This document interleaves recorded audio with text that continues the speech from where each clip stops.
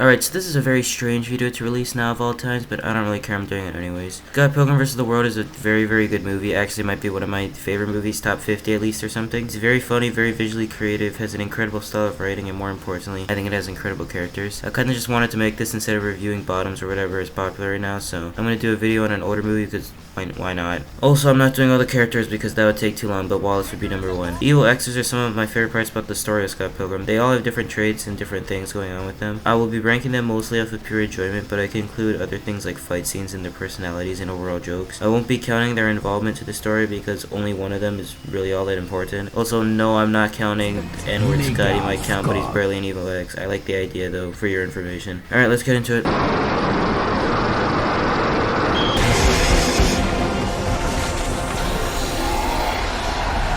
Probably no, definitely the least controversial opinion on the list. Patty and Nagi twins are just really lame in my opinion. They're easily my least favorite part about the movie because they're just such a wasted opportunity of characters, and I get their screen time is so short because of the need to wrap up the story, but they're just really messy characters. I understand the use of a band subplot coming to a conclusion here, but as characters, they have no personalities, they never even say a single line of dialogue. Every other evil X has several funny traits and they push them in their interactions, but these guys don't do anything. Also, these guys never get a backstory because they're barely used for anything. They're just filler characters that I guess makes Gideon a little more threatening. They overuse traits from the other evil X's, like them absolutely destroying the main characters like Todd. If I have to give a positive, the battle between them is pretty good. The song is also great. Threshold is one of the best tracks in the movie for like the first 30 seconds, then it starts becoming kind of boring. The final fight is cool, I guess, but there aren't any jokes. It's just taken completely seriously. The movie up to this point has never taken itself seriously. The final fight with Gideon is serious but still goofy and it has several jokes. This one is pretty lame and these characters are pretty lame in general.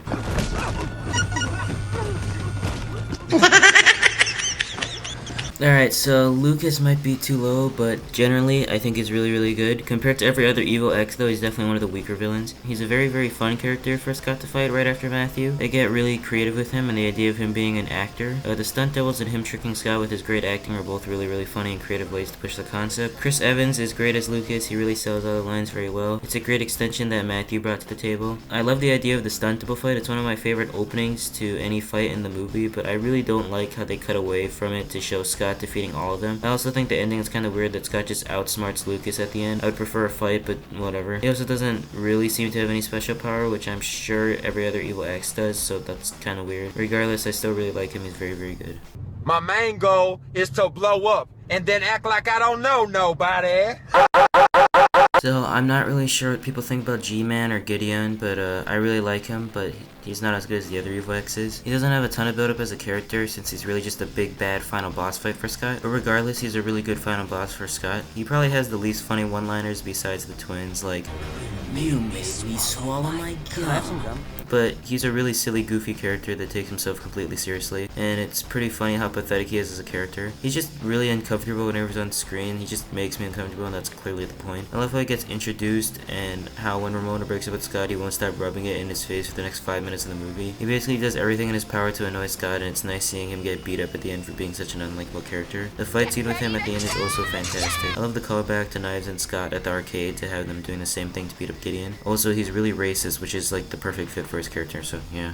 Scott leaves to go clear his head, but much like a conservative on Twitter, he then gets ambushed by a lesbian. If I did this when I first watched the movie, Roxy definitely would have been number one, but after seeing Scott Pilgrim a couple more times, I definitely think the other two characters are funnier and more creative, but Roxy is such an amazing continuation of how good the first four evil X's are. She comes literally right after Todd, which is such a good use of fast pacing, since between the other evil X's there's some breathing room. But Roxy only really shows up when there's a low point for Scott, since after this is when Scott really starts getting annoyed at how much of a struggle the evil X's become. It also doesn't feel too forced because of how she's the only evil X to show up in the film earlier. It's also at the point where Scott is also under severe stress about the evil X's, so she usually shows up at points when Scott's anxious. There's also the great foreshadowing with Ramona also correcting Scott whenever he says evil ex-boyfriends. I mainly don't know how they didn't make it too obvious since they do that almost 15 times in the film up to this point. Roxy definitely has some of the best lines, like, "I'm a little bi furious." So much goofy stuff in this fight. They also have a great idea with Ramona controlling Scott. Since Roxy's real advantage compared to the other exes is the fact that Scott can't hit women. Some incredible action with the metal belt and Ramona having a comedically big hammer for no reason in her bag. Also, easily the best Wallace drunk line in the movie is "Kick her in the ball!"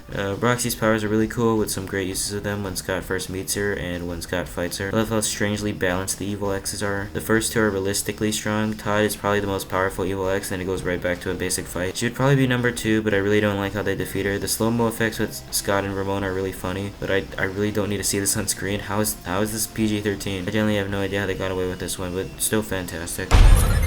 Is that how much an Indian person is worth, Jack? Not sure why I originally didn't like MatPat so much, but yeah, he's easily one of the best evil exes in this movie. Just because of how stupid and over the top he is. He's genuinely so funny, every single line is comedy gold. He's the perfect way to kick off the evil exes with a pretty simple fight with no extra stuff, but it's mostly the absurdity about everything in this fight that works so well. A couple of other characters do this, but everything about this guy is marked with the number 1. His hair covers an eye, he has a badge on the right side of his jacket. He constantly holds up his pointer finger when he's talking. Everything about his costume design and acting is perfect.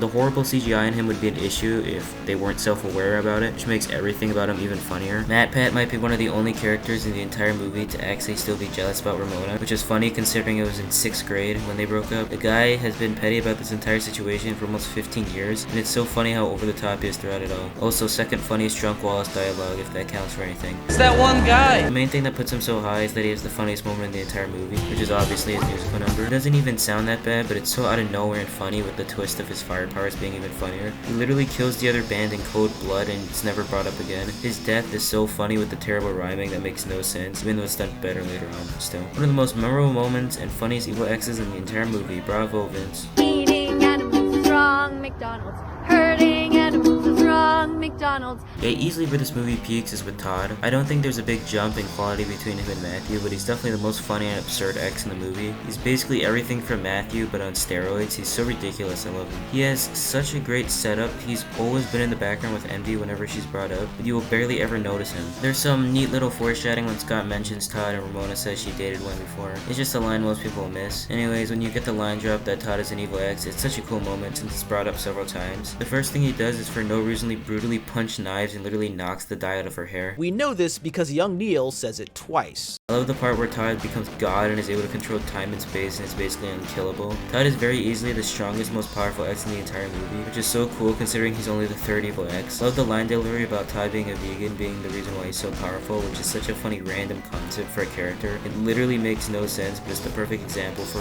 why he's like this, especially when they explain that you can't fully use your brain when you start eating meat. Everything about it is perfect. Him completely destroying Scott is great. They also call out the fact that they both play guitar with them having a fair bass battle with Todd still absolutely destroying him in it. His only weakness is how incompetent he is as a character. It's shown when Scott gives him the half and half coffee, which he falls for, which some people might complain about, but him being a dumb character was set up and his overconfidence is nice. Even after all that, you would expect him to just lose the powers, but no, the goddamn vegan police show up with finger gun to de-veganize him, which is absolutely where the movie peaks. It's so over the top and stupid, but it works in every way possible. And the best line in the film being, you once were a vegan, but now you will be gone. Which is always a classic moment. It's so stupid, it makes no sense, which they call out, but it's perfect. And of course, CinemaSins called it out. Thanks, guys. Look, even someone like me that loves this line realizes how dumb it is. Hope you enjoyed this short little ranking. Cinema is currently completely dead, so I have to come up with something else this week. Subscribe for more videos. Thank you for watching, and this is an epic outro.